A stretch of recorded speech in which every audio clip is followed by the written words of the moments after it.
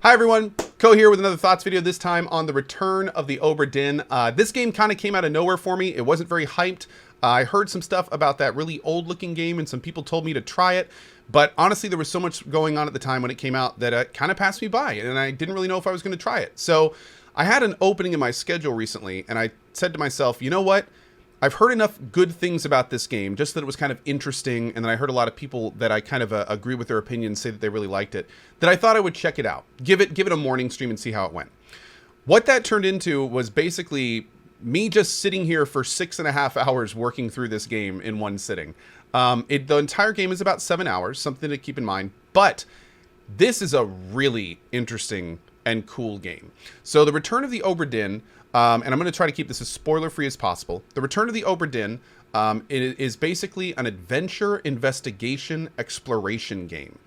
The premise of the game is that you are an insurance adjuster, a claims representative of I think the British Royal Navy, or you are in an insurance adjuster, and your job is to basically figure out what happened on this ship. Now, there are a lot of elements in it that are a little beyond normal, kind of paranormal elements, and in terms of you can kind of see and explore more than just what's on the ship. And I'm not going to go into that too much because it's kind of spoilery, but you do find out early in the game.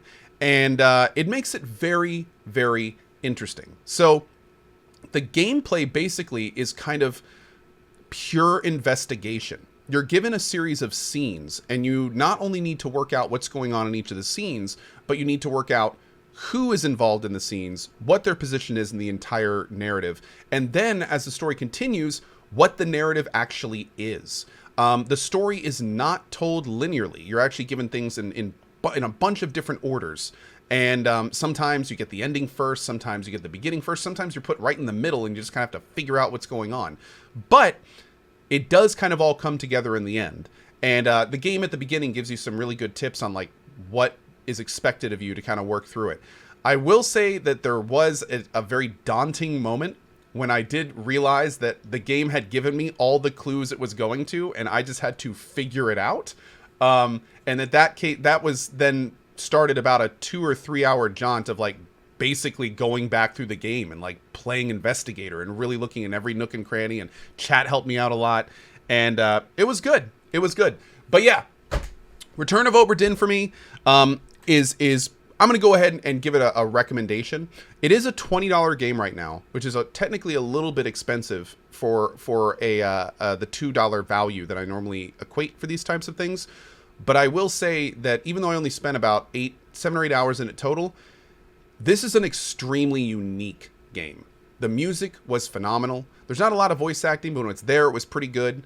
The story ended up at the end to be ended up being very interesting, really, and kind of enjoyed it, seeing where it was going, seeing how it was unfolding. The ending was pretty fun, kind of came out of nowhere.